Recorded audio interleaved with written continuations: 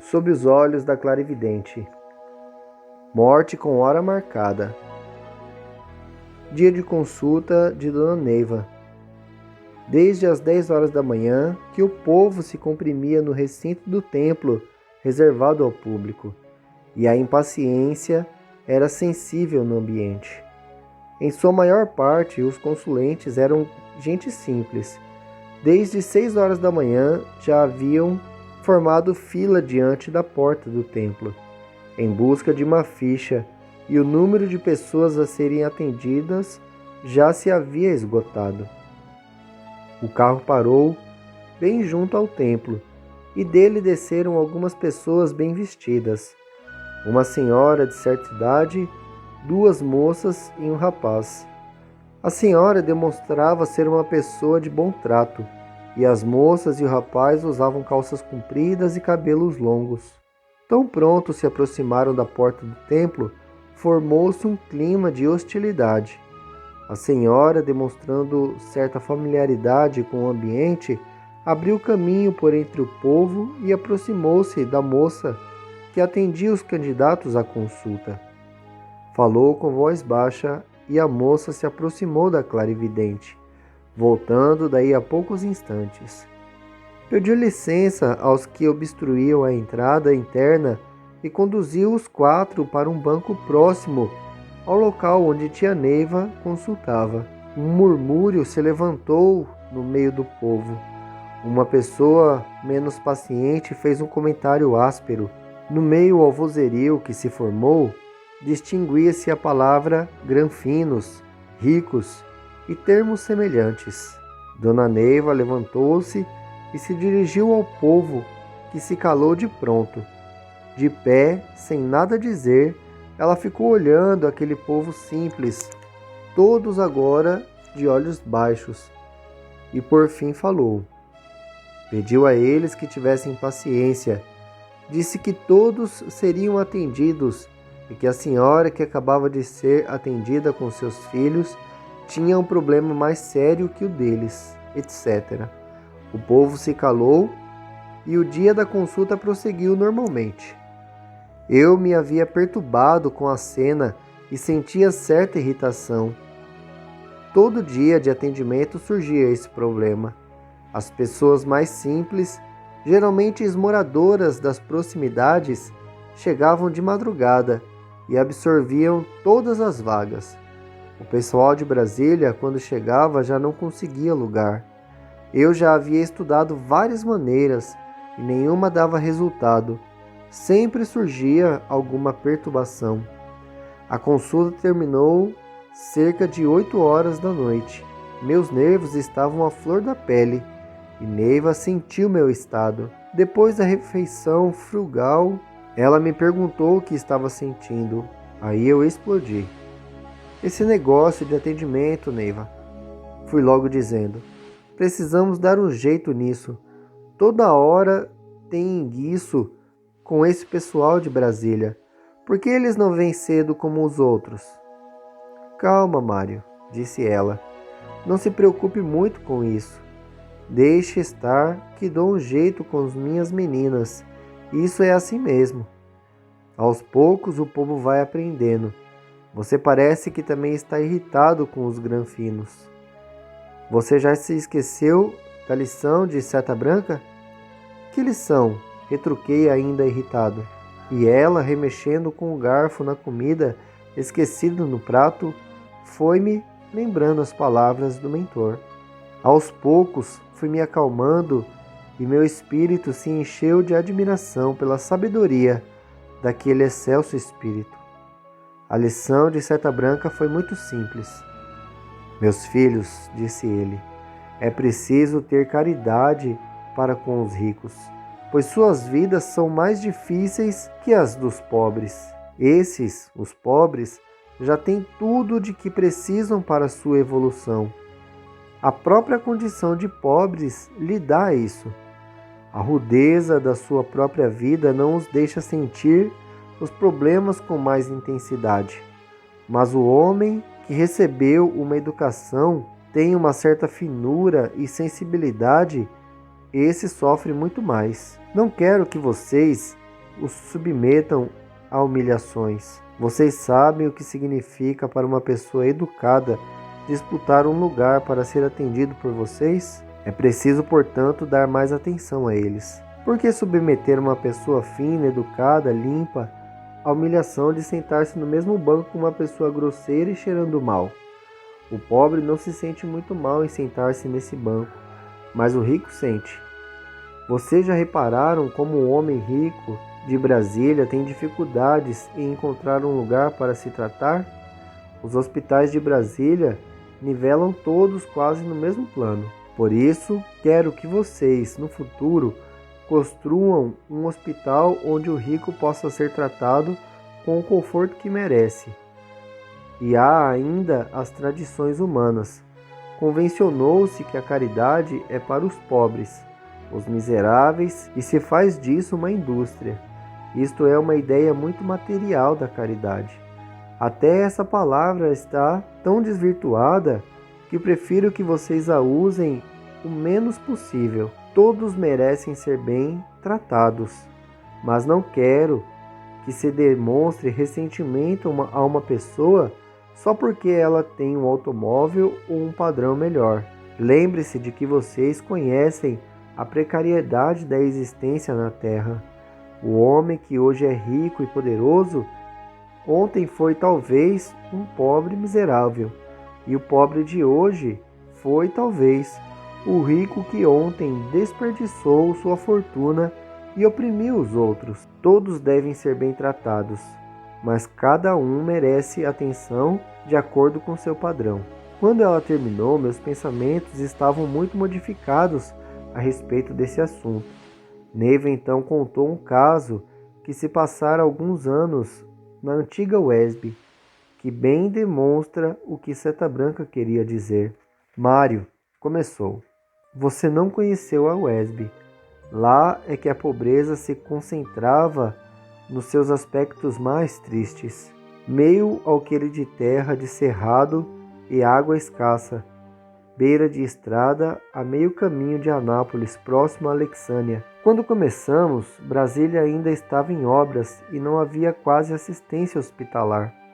Os pobres e desajustados, que em grande quantidade vinham atraídos pela miragem de um futuro melhor, acabavam por procurar socorro lá. Nossas construções eram todas de barro e cobertas de palha. Todos os dias, uma verdadeira multidão se concentrava lá. Vinham a pé, de carroça, a cavalo, ou desciam dos ônibus que fazia a linha de Brasília. Traziam as moléstias mais terríveis e muitos pediam para ficar, pois não tinham para onde ir. Improvisamos um hospital à nossa maneira e tratávamos todos os tipos de doença. Predominavam os problemas mentais. Trabalhávamos dia e noite sem parar. Eu atendia numa pequena palhoça, bem no meio da comunidade. Certa tarde, as coisas estavam particularmente difíceis. Como você sabe, Mário, aquela concentração de pessoas desajustadas formava tremenda carga espiritual negativa. A par do simples atendimento, tínhamos que manter o ambiente psíquico em constante renovação.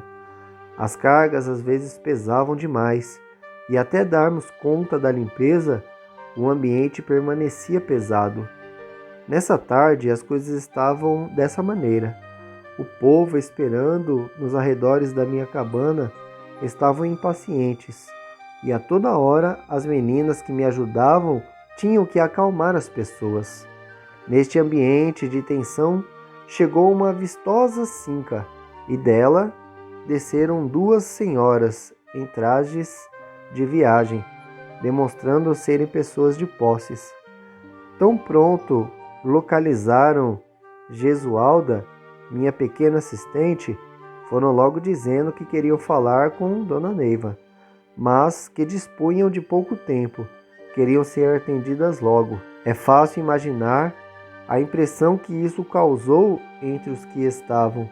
Alguns haviam muitas horas. Levantou-se logo um murmúrio de protesto. Jesualda pediu-lhes que aguardassem um instante e correu para mim pedindo instruções.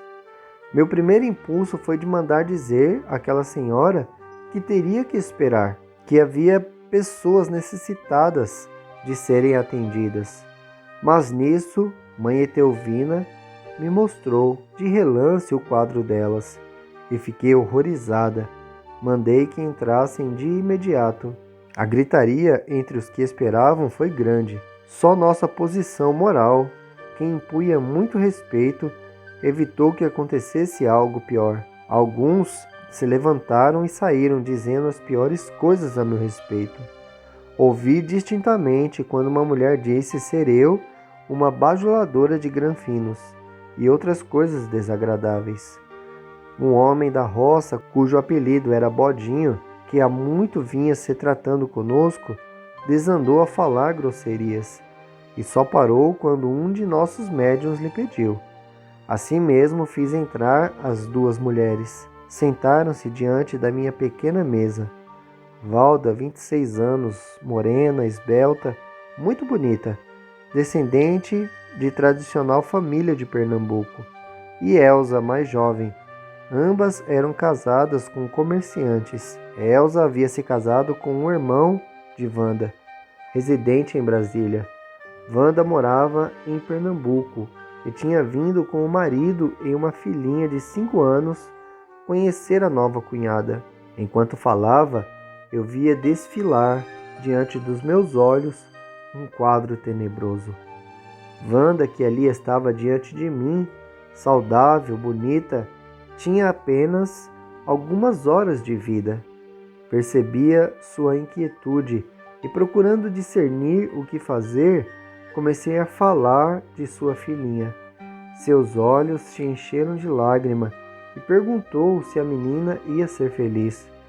Respondi afirmativamente e disse-lhe que ela estava passando por um sério perigo. Iria sofrer um desastre. Enchi o quadro com uma porção de coisas sem importância, procurando evitar ter que dizer qualquer mentira a Wanda. Porém, estava completamente fora da realidade. A única possibilidade que eu via era detê-las comigo. Mas como?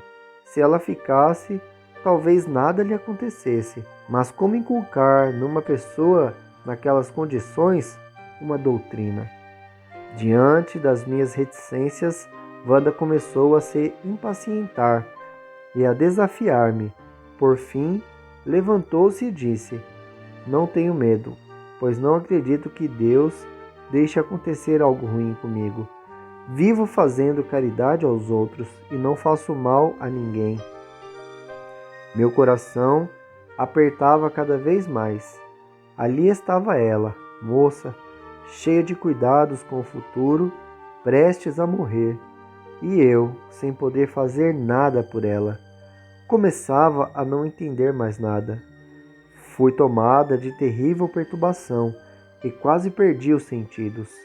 Nem reparei quando elas se levantaram para sair. Ainda assim, ouvi quando ela, em tom de ironia, disse: "Só o que a senhora viu foi o desastre?" e estendeu a mão, despedindo-se. Atraída pelo tumulto, chegou mãe Neném, nossa presidente e que respondia pela maior parte dos assuntos da UESB. Ainda perturbada diante de Wanda, vi quando Elsa se apresentou à mãe Neném e explicava a razão da vinda delas. Elas vinham de Brasília em direção a Goiânia, e Wanda começara a sentir-se mal, pedindo para parar ali. Embora Elsa conhecesse a cunhada havia pouco tempo, achou-a esquisita e diferente, e não teve dúvidas em atender o pedido dela. Já havia ouvido falar da UESB e achou que seria até oportuno, pois ela também queria conhecer tia Neiva. Agora, porém, se sentia meio sem jeito diante da atitude da cunhada com Dona Neiva. E Neiva prosseguiu: "Fui até a porta da cabana e vi a Cinca se afastando, o mesmo carro que vira no desastre em que Wanda iria perder a vida. Voltei ao atendimento, mas meu coração doía. deixando-me meio ineficiente. Na primeira folga para tomar um ligeiro lanche, mãe Neném chegou perto de mim e perguntou se aquela moça estava condenada. Admirei-me da sua intuição e confirmei-lhe a suspeita. Ficamos as duas tristes e caladas.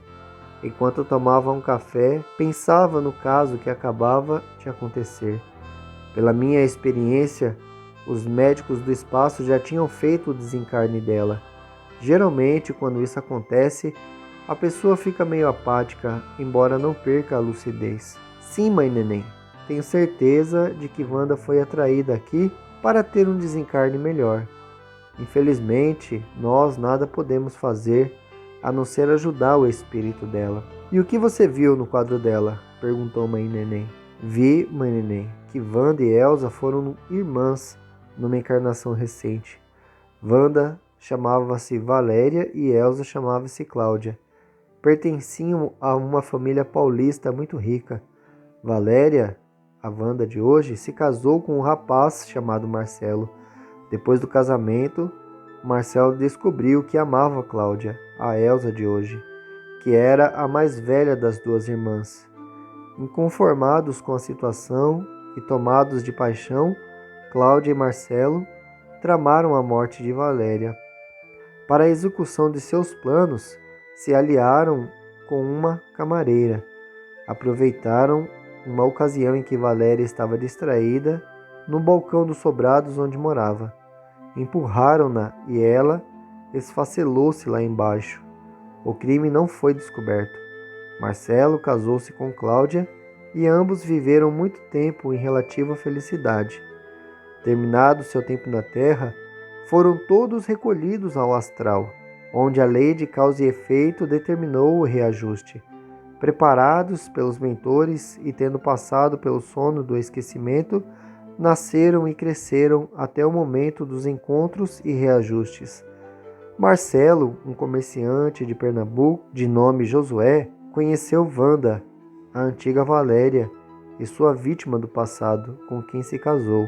Elsa, a antiga Cláudia, e sua cúmplice de ontem, casou-se com um irmão de Wanda, entrando assim na intimidade da família. Josué e Wanda tiveram apenas uma filha, hoje com 5 anos. Essa filha é justamente a camareira que na ocasião ajudou a matar a antiga Valéria, que se tornou sua mãe atual. Mas objetei, não estou entendendo muito. Se essa moça já foi vítima em outra encarnação, parece-me que morreu muito jovem. Por que vai morrer jovem novamente? Por que não a outra, a antiga Cláudia, ou então a filha, ou ainda o atual marido? Mário, respondeu ela, parece que você não compreende que na morte quem sofre mais são os que ficam. Repare nas pessoas quando morre alguém da família. Conforme o tipo de relação que existe entre elas, as pessoas que ficam é que sofrem mais. O espírito desencarnado, se cumpriu seu reajuste, se pagou suas dívidas, ou se as cobrou, e consegue seu encaminhamento para os planos espirituais, esse não sofre. Não sofre? Perguntei. Como não sofre se ele ama as pessoas que deixa? Ter saudade, amar ou ter qualquer outro sentimento por um ser encarnado não significa necessariamente sofrimento para o espírito, Mário. Lembre-se que o espírito liberto das limitações da personalidade transitória vê a vida dos espíritos que ama na dimensão transcendental, no seu todo, e sabe o porquê das coisas que estão acontecendo. Justamente esse é que é o ponto-chave do esquecimento do espírito encarnado. Ele sofre porque não sabe. Quando ele aprende, quando ele fica sabendo, por processos íntimos e dos porquês da sua vida, ele deixa de sofrer. É por isso, Mário, que você vê tanta disparidade na vida. Uns sofrem até por pequenas coisas e outros não sofrem. Tem dores e não sofrem. Sofrer ou não sofrer, eis a questão. Nessa altura comecei a divagar e perguntei a mim mesmo o que seria sofrer. Diz o dicionário que sofrer é o mesmo que padecer. Ambas as palavras querem dizer mais ou menos sentir o efeito das dores físicas ou morais. Sofrer então seria uma maneira de sentir. Existe a dor e a pessoa sente mais ou sente menos. Problema de perspectiva, de visão, de conhecimento, de evolução espiritual. Interrompi minhas divagações e voltei minha atenção novamente para o relato de Neva. Pois é, Mário, continuou. Ali estava um quadro nítido de reajuste. Com a morte de Wanda no desastre, Elsa iria se sentir culpada, pois foi ela quem sugeriu essa viagem à Goiânia. Sei que isso não seria suficiente para uma pessoa sofrer, mas o trauma atual iria ser reforçado pela recordação inconsciente do quadro passado. Além disso, um desastre é sempre um quadro violento, que afeta as pessoas mais do que um desencarne comum. Josué, o antigo Marcelo, também seria afetado terrivelmente, pois amava realmente a esposa, de quem tem laços afins muito antigos.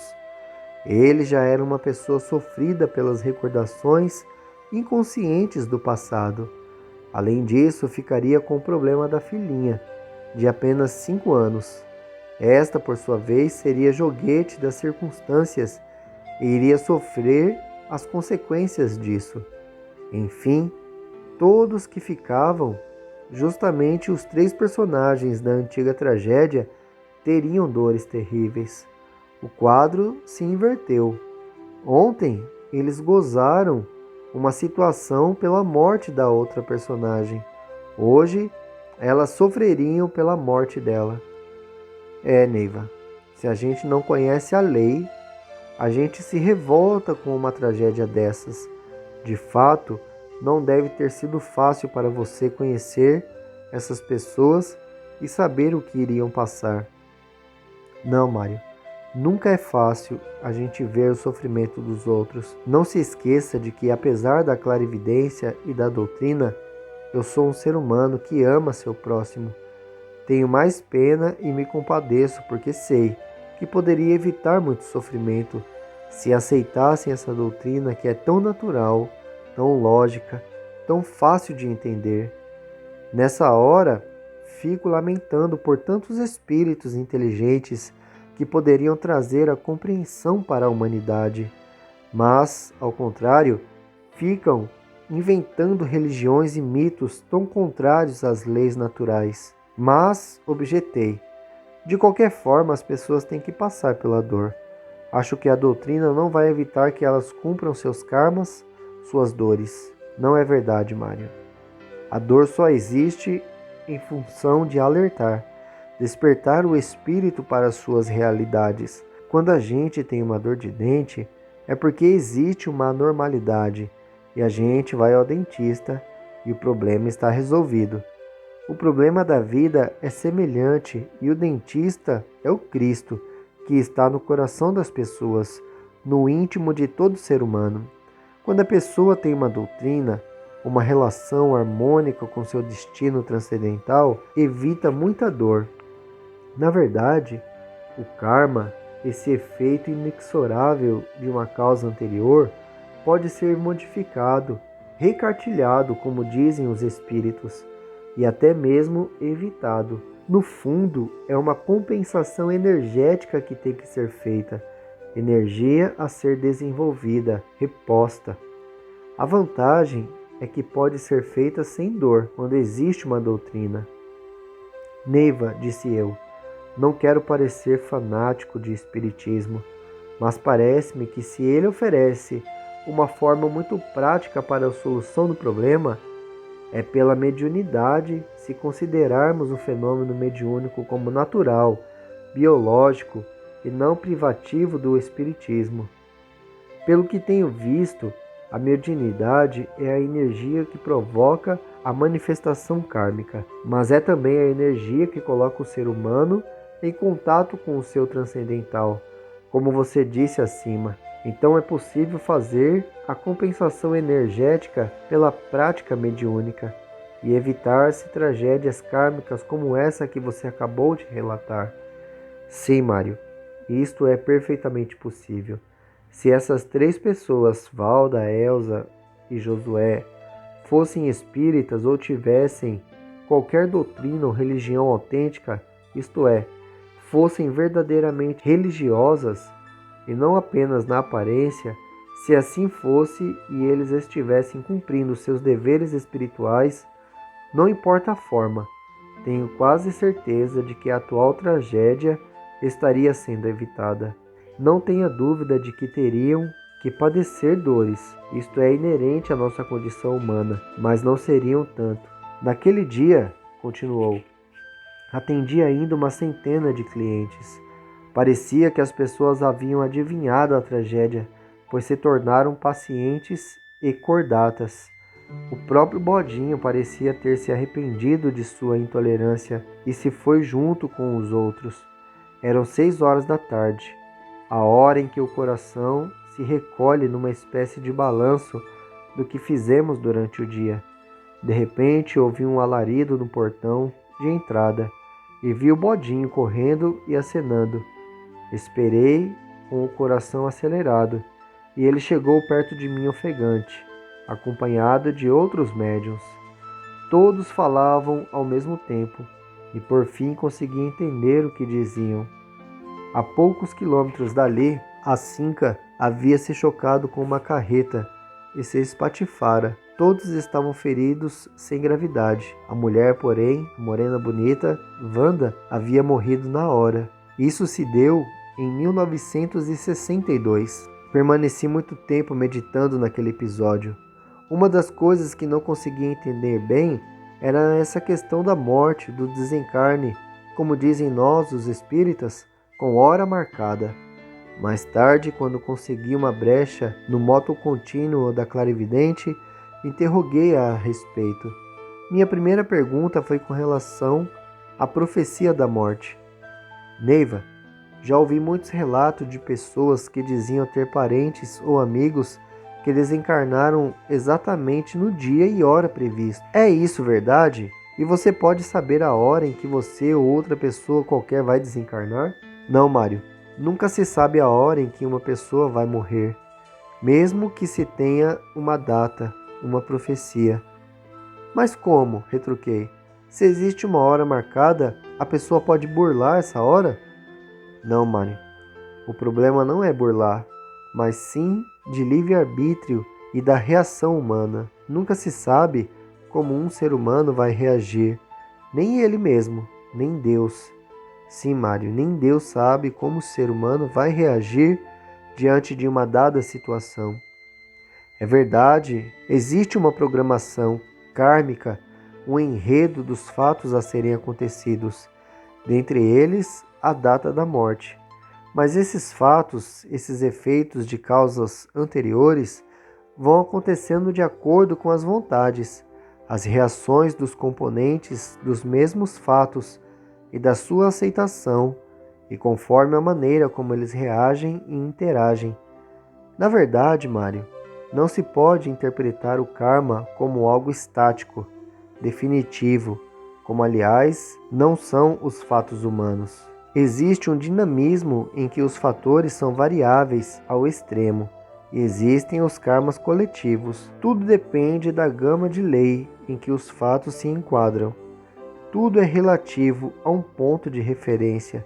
E não se esqueça, se as relações humanas individuais são imprevisíveis, muito mais são as reações coletivas. Na verdade, os mentores e guias têm um trabalho enorme para manter seus pupilos nas faixas kármicas.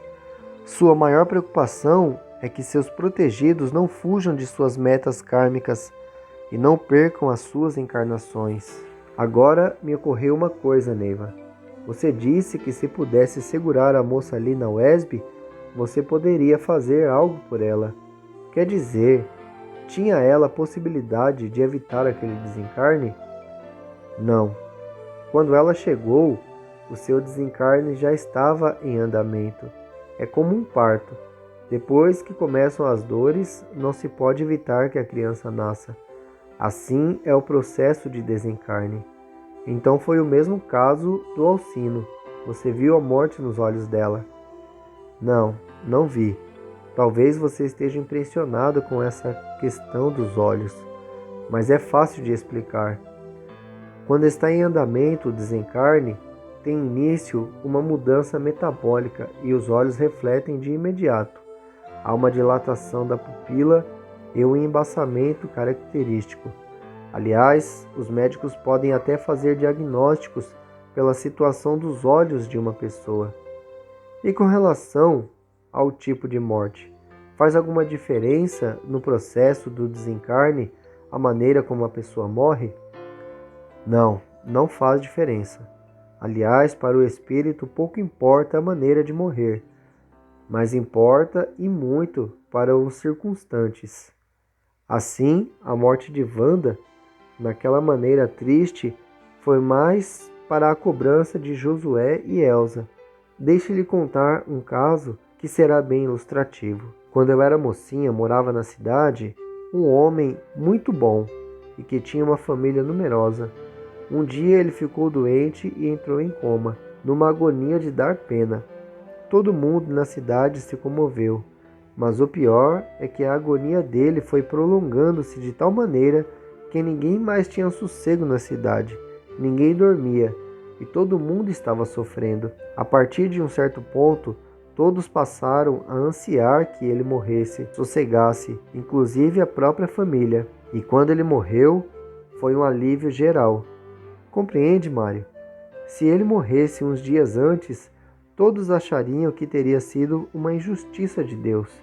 Imagine tirar a vida daquele homem tão bom.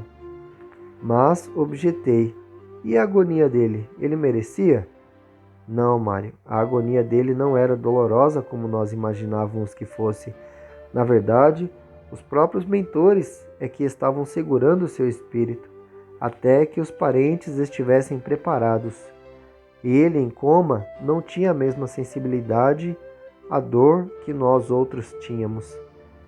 E a propósito, Neiva, como é dada essa assistência dos médicos no espaço? Qualquer pessoa tem essa assistência?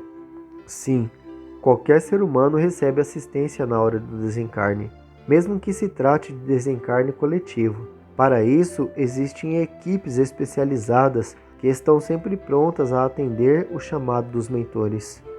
Bem, Neiva, acho que com essa explicação nós já sabemos tudo sobre a morte.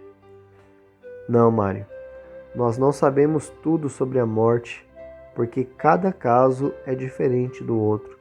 Não existe duas mortes iguais. Mais importante do que saber sobre a morte é saber sobre a vida. Trate de escrever. Explique tudo às pessoas, para que saibam que as leis do Criador são perfeitas e que não existe ser humano algum sem oportunidade. Não pense você que as pessoas ficam na dependência exclusiva do Espiritismo ou qualquer religião em particular. Não. O mecanismo de assistência espiritual existem e funcionam sempre. O problema é o ser sair um pouco da ilusão, do Maya, e mergulhar na sua própria realidade. Não quero dizer com isso que não deva haver religião. Quero dizer é que não devem haver fórmulas criadas pelos homens. A vida em si é a melhor religião do ser humano. O melhor altar que existe é o coração do homem, e nesse altar se cultiva Deus ou o diabo. É o problema de cada um. É a posição que cada um determina para si mesmo. O culto é essencialmente individual na religião da vida. A clarividente calou-se, e seus olhos perderam-se no infinito. Neles se estampavam uma dor profunda e um amor imenso. Dir-se-ia que aqueles olhos abrangiam toda a humanidade. Respeitei aquele silêncio e também calei-me discretamente. A noite já avançava pela madrugada e lembrei-me de que no dia seguinte haveria uma multidão de médiuns que viriam em busca de instrução e desenvolvimento. Coisas enormes, grandes, brotavam no meu peito, e eu tinha vontade de gritar, falar com todo mundo, mostrar que não era necessário sofrer tantas dores, padecer tanto. Amanhã eu falaria, diria a todos aqueles seres humanos privilegiados de estarem no âmbito de uma doutrina, as coisas que estavam vindo. Sim, amanhã eu falaria